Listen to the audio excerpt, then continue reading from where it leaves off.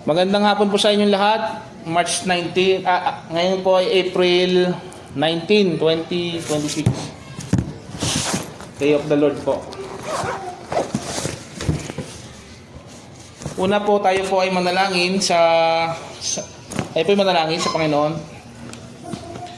Dakilang Diyos, ang aming Ama na sa langit, marami pong salamat sa inyo sapagkat kami po ay pinagsama-sama niyo po sa bahay-sambahan na ito ng Chapel of Worship Christian Faith Ministries.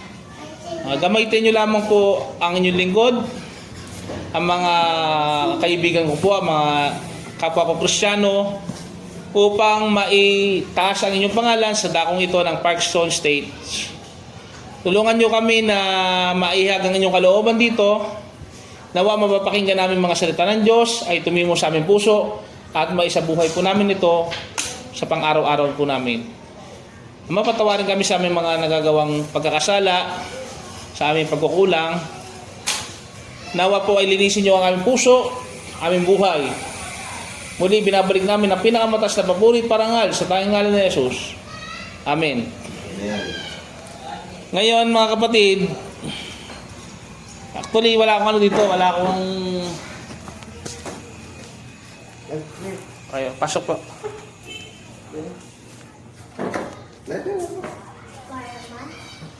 Kaya picturean ko kuya. Ayan. Dito pala ito. Tara kita rin po kuya. Ayan, dito po. Yeah. Parang coincidence na, hindi mo coincidence to, kumbaga kalooban ng Panginoon na ang inyong pinsan pala ay mananampalataya na rin. Ibig sabihin, nakakapakinig na rin talaga ng Word of God.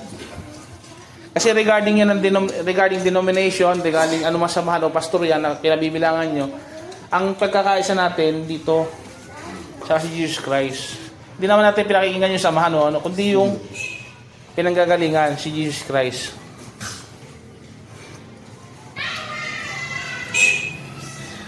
Ngayon po, sinong pamilyar po ba kayo sa mga awiting Kristiyano na awitin po natin? Kahit mga dalawa po, isang English, isang Tagalog. Pero yung ako sabayan na lang, wala po kasi tayong projector dito eh. Ito po yung Heart of Worship. Kantahin ko na lang po, pakinggan nyo na lang po. Kung alam nyo naman po, pwede nyo sabayan o. When the music fades and all is strips away, and it simply come, long just to bring something that's so forth that will bless your heart. I bring you more than a song or a song in itself. It's not what you have required.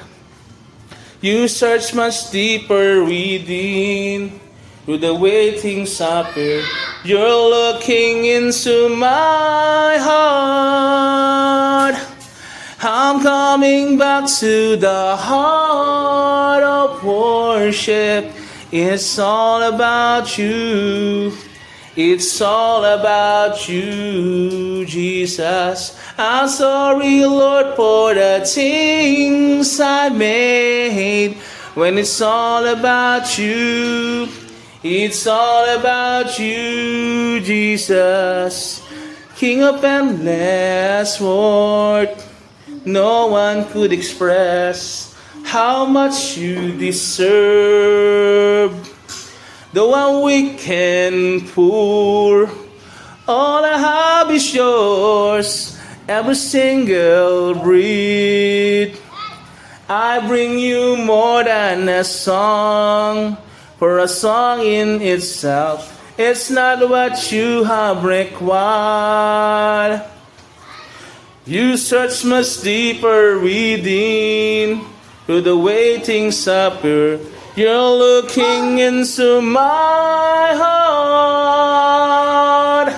I'm coming back to the heart of worship, and it's all about you. It's all about you, Jesus. I'm sorry, Lord, for the things you made. For it's all about you. It's all about you, Jesus.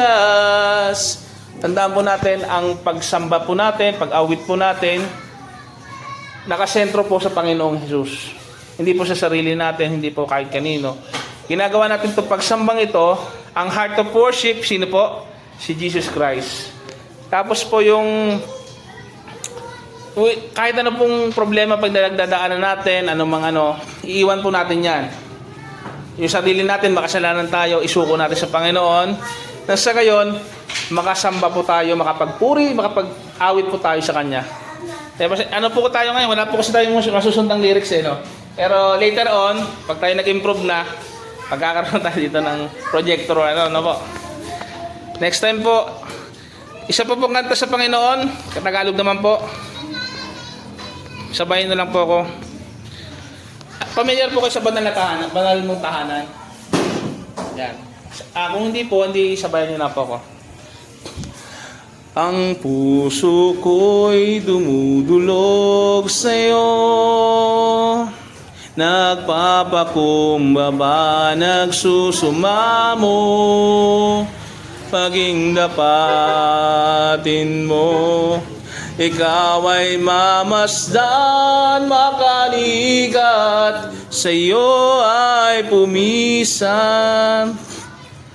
Ang puso ko'y dumudulog sa'yo, nagpapakumbaba, nagsusumamo, paging dapatin mo. Ikaw ay mamasdan, makaligat, sa iyo'y pumisan. Loobin mo ang buhay ko'y maging banal mong tahanan. Luklukan ang iyong wagas na pagsinta. Daluyan ng walang hanggang mga papurit pagsamba. Magari ka, O Diyos, ngayon at kailanman. Loobin mo ang buhay ko'y maging banal mong tahanan. Luklukan ang iyong wagas na pagsinta. Daluyan ng walang hanggang mga papurit pagsamba. Magari ka, O Diyos, ngayon at kailanman. Maghari ka,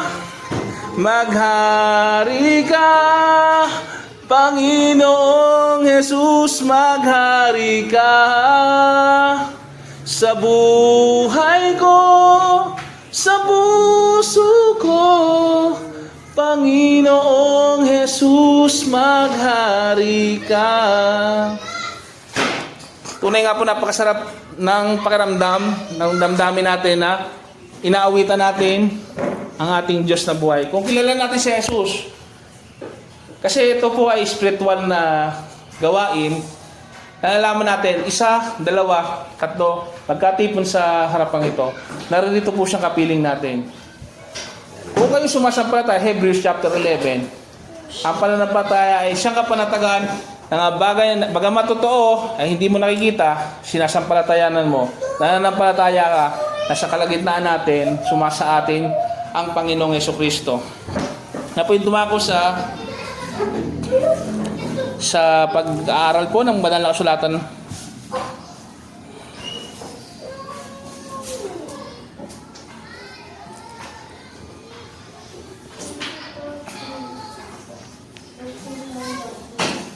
Ang pamagat po ng ating pag-aaralan ay ang piring ng ating mga mata. Sino po ba dito malabo ang mata, di ba? Malabo mata natin kasi oo, kasi tanda na. O lang labo mata ko nung nagtrabaho. Yun, nagpabrika ako, yun. Tapos tigas ang ulo ko, naghihilamos. Uyat. Hindi ko na namalayan. Pagbasa ko nakakalat kasi working student ako eh. Aba, hindi ko na masyadong maninag yung binabasa ko. Nakaka-apekto talaga yung paningin natin sa buhay natin. Kasi, minsan pag nagdadrive tayo, mamaya yung sasakyan, minsan may bata pa. Meron palang obstacle sa daan, nagugulat na lang tayo. Walang ilaw, walang ano. Napakahalaga yung paningin natin. Kaya kailangan nito, talagang malinaw talaga.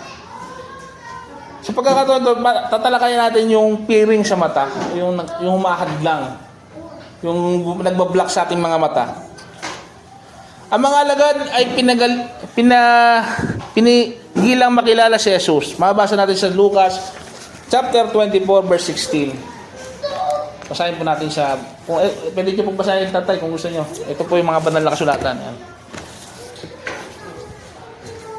Ito, pwede niyo pong basahin. Pwede niyo pong basahin pag nakita niyo na po. Ito po. Medyo may nihila na mata natin, oh. 16. Ito, basahin po natin. Yung pandinig po natin, kung mahina mata natin, pandinig na lang, oh. 24:16. Nakalagay dito, yung sa daang papuntang Emmaus. Okay? Sabi na 16, ngunit siya'y hindi nila nakilala na para bang natatakpan ang kanilang mga mata. Anong nabasa niyo doon? Hindi nila nakilala. Natatakpan daw ang kanilang. Bakit kaya? Basahin, patuloy natin. Hindi ito dahil sa pisikal na bulag. Tandaan natin. Maraming tao ganyan, di ba? Bulag-bulagan. Alam nila katotohanan, bulag-bulagan. Alam naman nila na ang kaligtasan si Yesu Kristo, iniiwasan nila. Bakit kaya? Teka.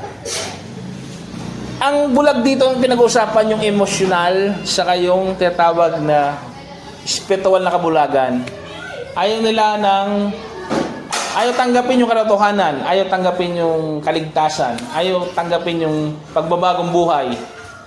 Ito po yung ayaw nilang pakawalan yung bigat ng buhay na ito.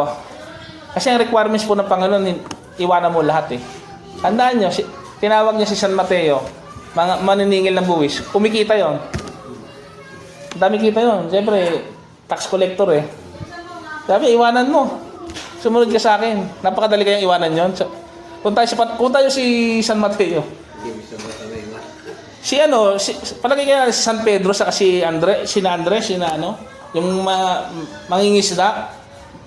Palagay nyo kaya madaling iwanan yung hanap buhay nilang pangingisda. Kumikita sila doon. May umaasa sa kanilang pamilya. Iwanan nyo yan. Sumunod kayo sa akin. Gagawin ko kayong mamalayan ng tao.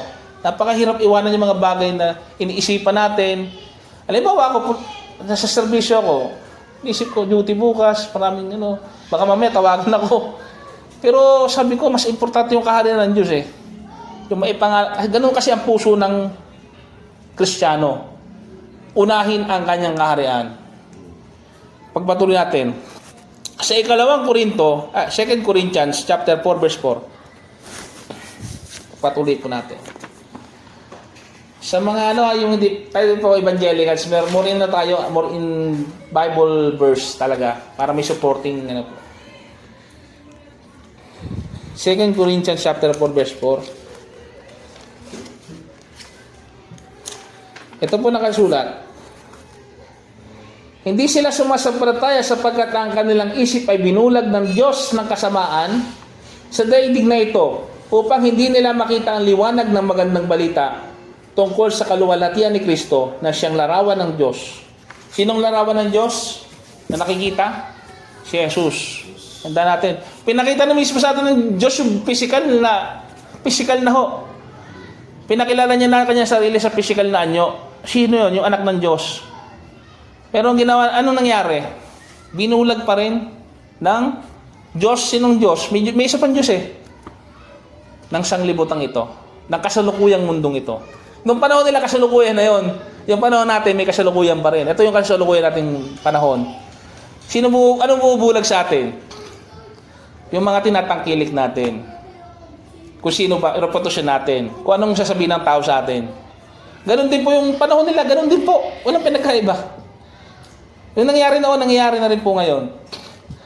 Pagpatuloy po natin. Binulag ng Diyos ng mundong ito ang isipan ng mga maniniwala na sana. Marami dyan na-invite na sana ng Bible study, nakikinig na sana eh. Kaya nga lang, nung sandaling pamimiliin na sila, si Kristo ba o yung hanap buhay? Si Kristo ba o yung asawa nila o kung sino mang pamimilian? Mas pinili nila yung isang option. Sa palagay nila, madali. Tandaan natin, dapat mas pipiliin natin sa lahat ng aspeto ng buhay natin si Kristo. Pa-prioritize natin. Unang-una, paano mo pipiliin si Kristo kung hindi mo siya kilala? Dapat makilala natin si Kristo. Magbabasa tayo ng Bible. Then mananalangin tayo. Makikipag-usap tayo sa Kanya daily. Makilala natin yung Jesus. Totoong Jesus ha. Yung nakasulat po dito ha. Malalaman natin na Jesus Christ na tunay, nasa kanan ng Ama. At nakikipag-usap lagi sa mga mananampalataya. Buhay na buhay ang Panginoong Jesus sa amin. Isaiah 43 verse 19, sinabi ng Diyos na siya ay may ginawang bago. Hindi niyo ba ito nakikita? Sabi ng Isaiah 43 verse 19, ginawa niyang bago lahat. Basahin po natin yung Isaiah para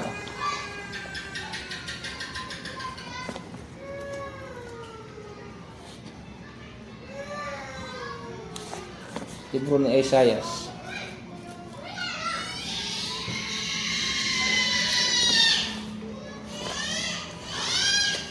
Isaiah 43 verse 19.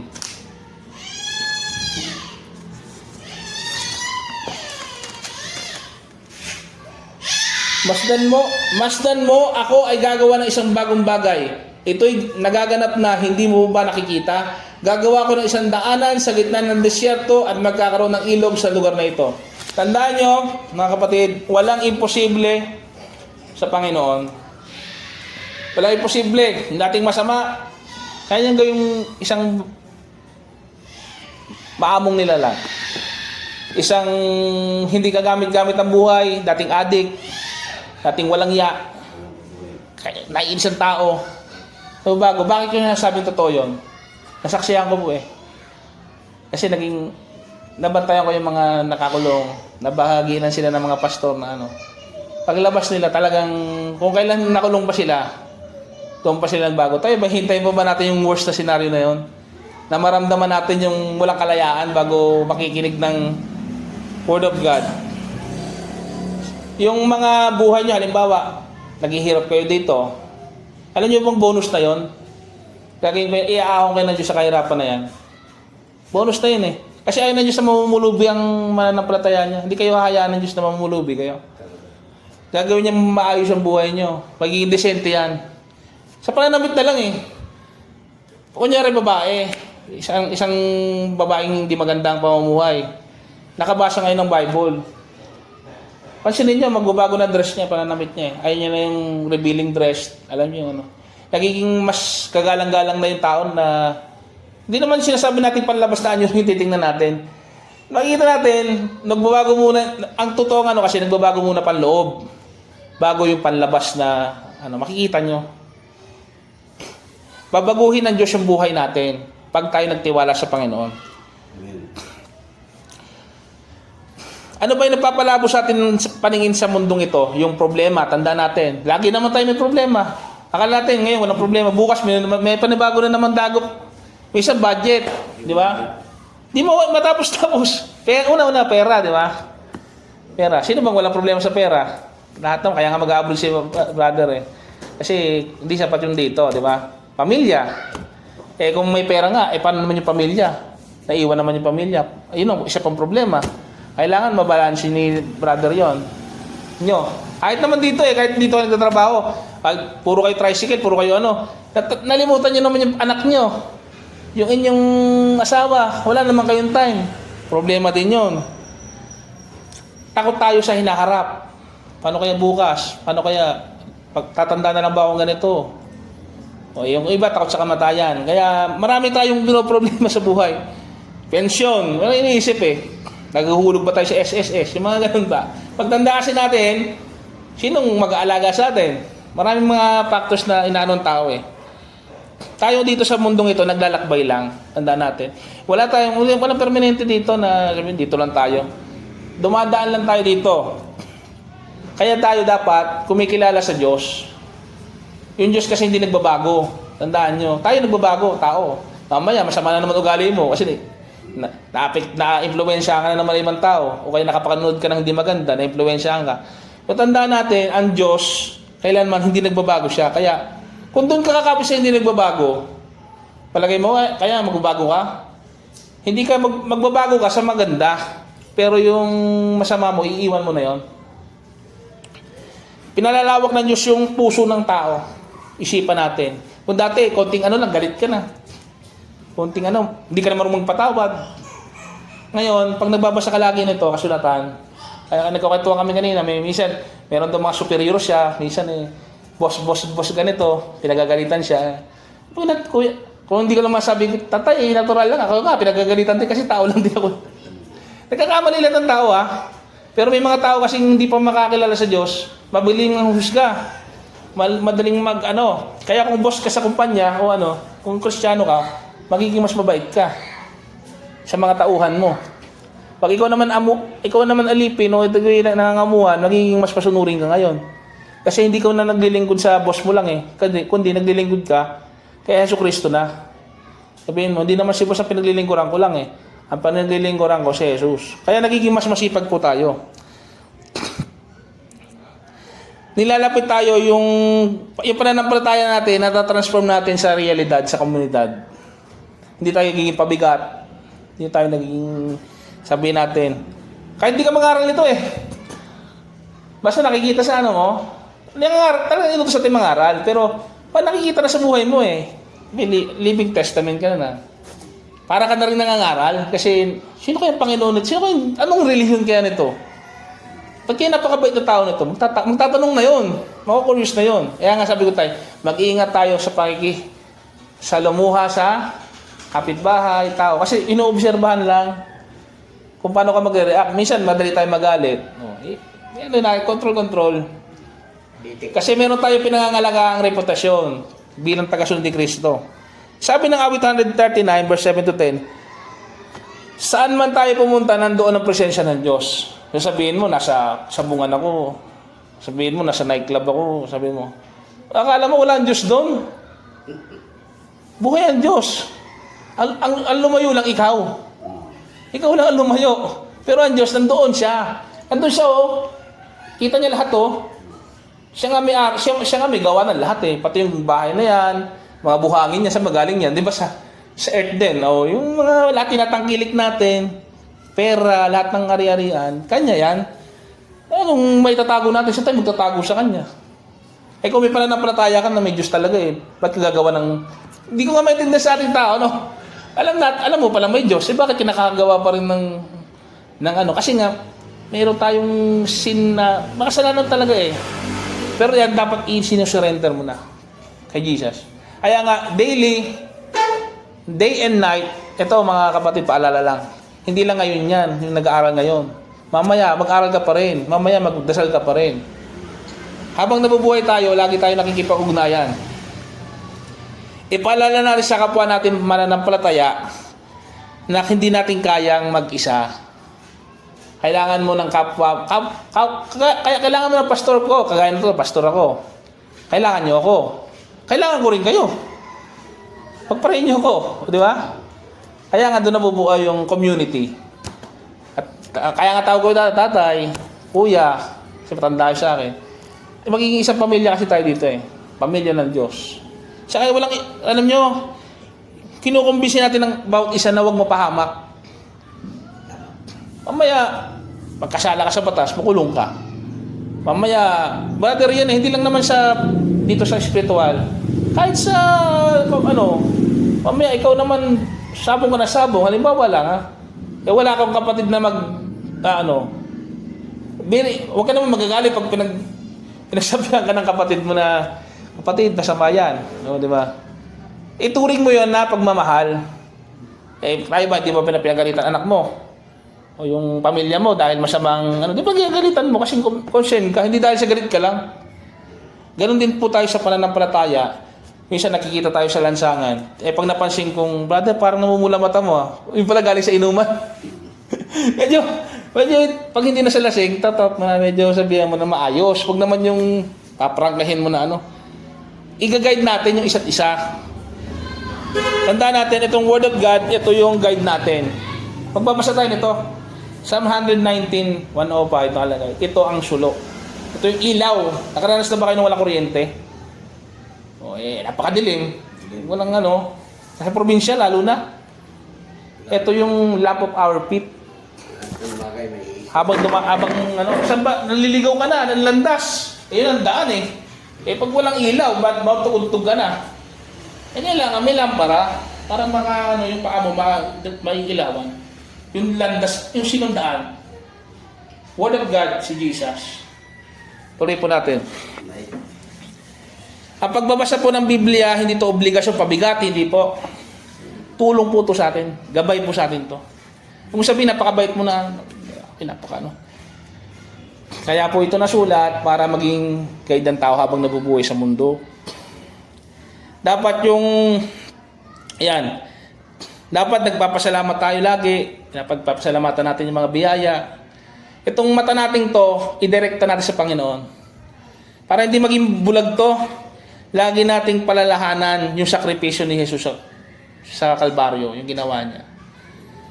Kailangan makita natin yon. Napakahirap yung ginawa ng Panginoon. Napakahirap siya para sa atin. Isipin nyo na lang. Gusto nyo ba mahirapan din? Nagagaya no? Ako ayoko. Sabi, palayain si Barabas. Tayo yun, si Barabas eh. Tayo nakakalaya. Ang Panginoong Jesus ang nagdusa. Tandaan natin. Kaya sabi ko kay brother, by grace, kaya naligtas. Sa biyaya. Sabi ng John chapter 6 verse 35, ako ang tinapay ng buhay. Hindi pwede, nababasa ng Bible. Naku, pag hindi ako nakabasa, ayoko na. Parang guilty na ako. Naku, hindi ako nakasimba. Parang guilty na naman. Hindi, ito kasi tinapay ng buhay. Saan tayo susunod? Ito yung pagkain natin. Kahit ako, kung talagang Kristyano kayo, malalaman nyo. Kahit hindi kayo kumain physical na pagkain yan, makabasa ka lang kayo nito eh. Buhay na yung kaluluwa mo, buhay na ng espiritu mo. Mahalaga kasi, pinakamahalaga sa lahat, espiritu eh. Tandaan nyo. Kaya kayo nabubusugin nyo ito ng kaalaman, ng wisdom galing sa Panginoon. Tandaan nyo yung fellowship na kagaya nito, huwag natin kakalimutan. Ito nagkataon lang talaga na pulis ako, hindi ko talaga na maiano sa inyo. Pero sabi ko nga kay tatay, kahit wala ako tay, kahit kayo lang, magkaibigan naman kayo eh. Alam mo yung nabasa ko sa verse na ganito, napapalakas sa akin yung ganito. Yun na yung encouragement nyo sa isa't isa, yung nalalaman yung kaalaman sa Diyos.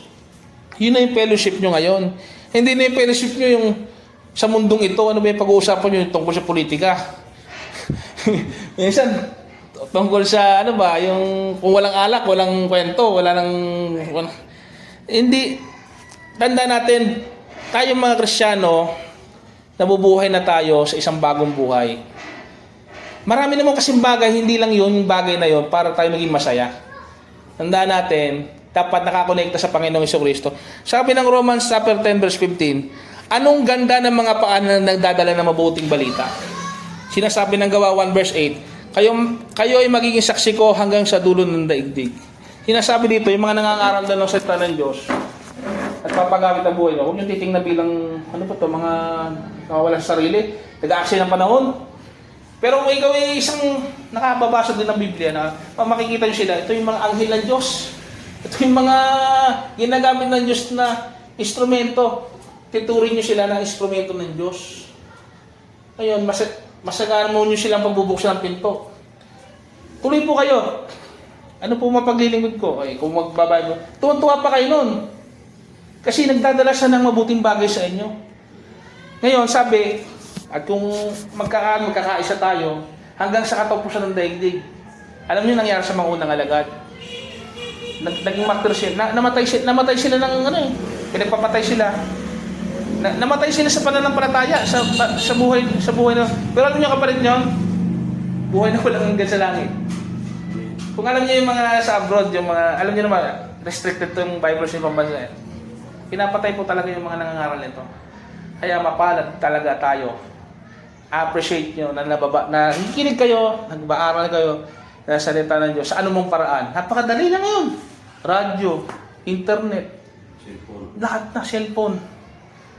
Kaya be grateful tayo na may pagkakataon ito. Maraming salamat. Tayo naman po idadako sa isang pangbagay na ministeryo ng Panginoon. Ito po tinatawag nating banal na dulang.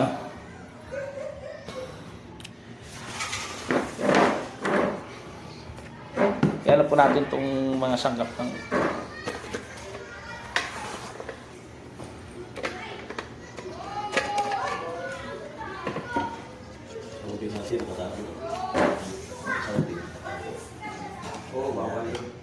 Pero ngayon, mayroon na ngayon pastor. Kasi may pastor kami nandoon na Saudi ngayon. Oo, kasi may Kami kami doon, hihila kami. bawal sa ibang bansa talaga, may lalo Saudi talaga ako. ito, bigyan ko kayo ng katotohanan. Bakit ang ibang pananampalataya pwede? Bakit si Jesus bawal? Pero si Ibuloy, pastor, Pwede. mayroon yan doon, may TV yan doon. Hindi, mag-isip kayo. Pwede Muslim, pwede ibang Hindu, pwedeng ibang ano. Bakit si Jesus bawal? Kasi katotohanan. Kasi mayroong labanan. Kasi ang totoo talaga, si Jesus talaga yung kaligtasan. Kaya pinagbabawalan po. Gusto nila sa kanila lang, pwede wala. Hindi, kasi pansinin nyo, si Jesus lang ang pinagbabawal. Yung iba pwede. Kita ko yung China, bawal din. mga Muslim, maraming Muslim na Pwede. Christian. Yung sa Kira, yung dati yung sa Syria, at saka ano, tapos ngayon sa Israel, at saka Iran. Subukan po natin. Dati nga ito, pag may cross ka rin Oh, bawal din ang cross kasi symbol of ano yun.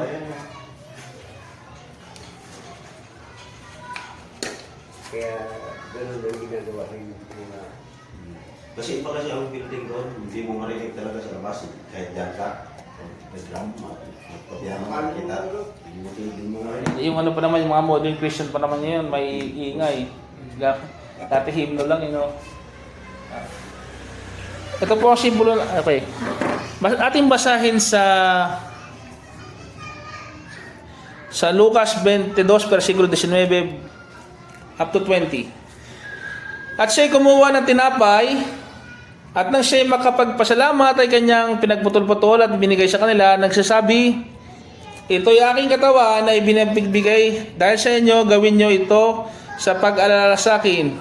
At gayon din naman ang saro, pagkatapos ay pagkahapon, nagsabi, ang sarong ito ay bagong tipan sa aking dugo, na ibuhos dahil sa inyo. Ito ang aral na tinanggap ko sa Panginoon at binibigay ko naman sa inyo ng gabing ang Panginoong Jesucristo ay pinagkanulo, siya'y dumampot ng tinapay at pinagputol-putol at dumampot ng saro. At ating pong tanggapin ang pagtanggap po nito, yung iisipin po natin yung ginawa ng Panginoong Jesucristo para sa atin, yung kabayaran ng ating mga kasalanan. Kung tayo Kristiyano, katanggapin po natin ito. Okay? Tanggapin niyo po yung tinapay. Tapos po yan, partake of bread. Tapos isipin po natin yung ginawa ng Panginoon sa atin. Okay, thank you po. Ayun po natin. Nung gabing yon, kumuha din siya ng saro.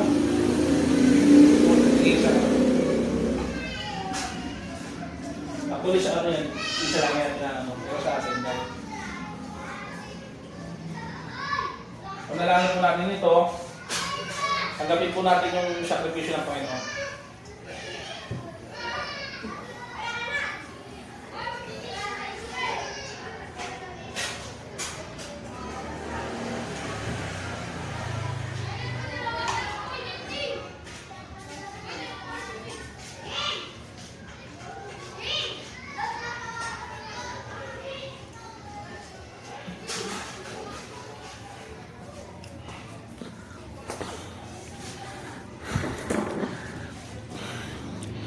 Sapagkat tuwing gagawin natin to, ipinapahayag natin ang kamatayan ng Panginoon. hanggang sa muli niya pagparito. Tandaan natin to, ginagawa natin to hanggang sa pagbabalik ng ating Panginoong Jesucristo. Yung mga tao.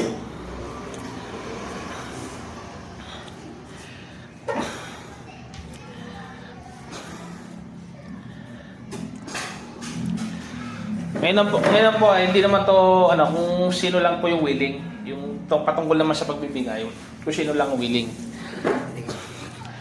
Basa natin dito sa Mateo Kabanata 3 versikulo 4.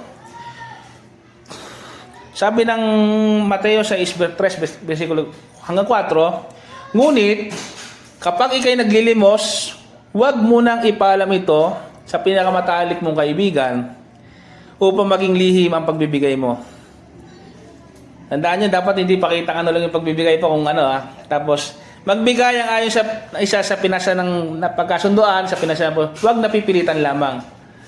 Isabihin po, ito pong pagbibigayan natin, ay gagamitin po natin ito sa pagtulong sa nangangailangan at sa mga gawain sa iglesia. Yun po yung purpose ng pagbibigayan na po. Yun ang plano ko dito sa ikuran nito. Pagpalain po natin yung giving na to. Thank you po Lord sa inaambag po ng aming mga kapatid. Marami po salamat. Nawa po ito'y magamit sa ikauunlad pa ng iyong gawain. Amen. Tayo po'y magsitayo. Ito na po yung closing prayer natin. Amen. Tayo po'y magsitayo.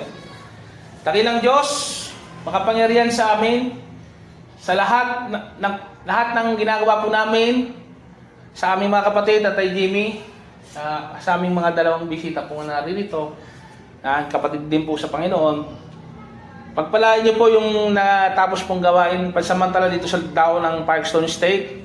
Nawa po na bless po sila, napagpala po sila. Tulungan niyo po kami na laging maging mapag-umaba. Tulungan niyo po lagi kami na maging seryoso sa pananampalatayang naririnig po namin. Tulungan niyo po kami na tulungan ang bawat isang kapatid na alalahanin at isagawa ang pamumuhay, pananampalataya na tinanggap namin sa inyo. Maraming pong salamat. Pagpalain niyo po ang pamilya namin, mga kakilala po namin. At ingatan po kami sa lahat ng masama. Pagpalain niyo po sila. Sa ngalan ng Ama, Anak, Espiritu Santo. Amen. Amen. Okay. Maraming po salamat sa natapos po ng gawain. Yun lang po ang sera. Pastor, dito muna ako kasi may bisita. Pastor, salamat Pastor. Welcome po. So ulitin ko, pag may time kayo Opo. Dito lang pre. Dalawa lang kasi dito. Mag-alamin din tayo dito. Hindi, sa akin mo din ang sa akin naman, hindi naman merong gagawin dito ni Magdalawan may pasko kanta sa'yo kasi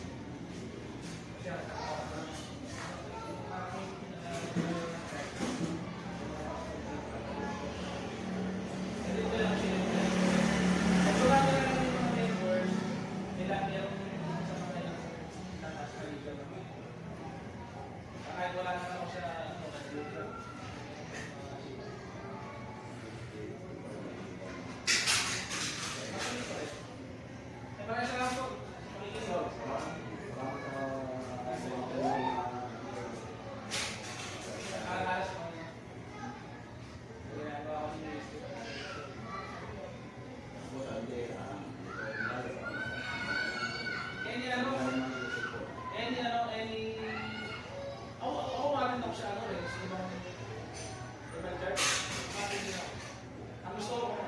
gusto ko kasi doon, nakikilala ko ibang Kristyano, tapos nakapapalapit mo sa akin.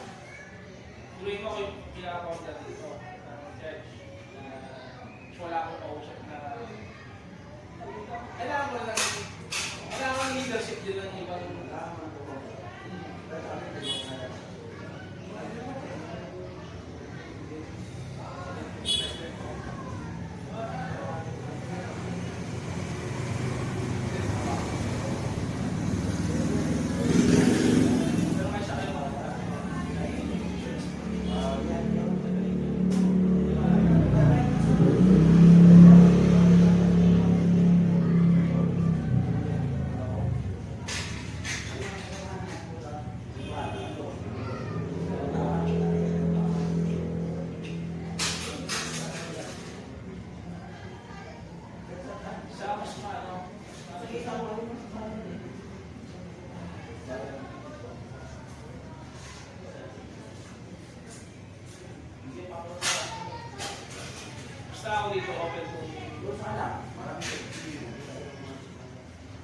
Okay naman ako kahit sinong dati. Kaya naman ako kasi ito. Inaano ko siya kahit tapos ko siya sa akin. So, nagsabi ko siya.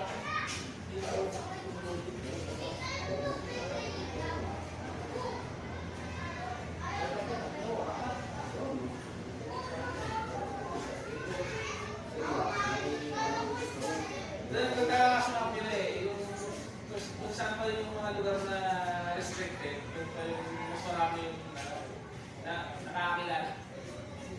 Hindi sa Bazara na, pakalugod kasi kaya hindi pa lang ako curious lang. Kaya yun, yung bumawag yun. Gano'n na mga naman, iba pala yung pakaramdam na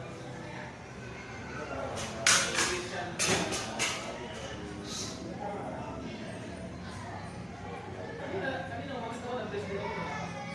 Happy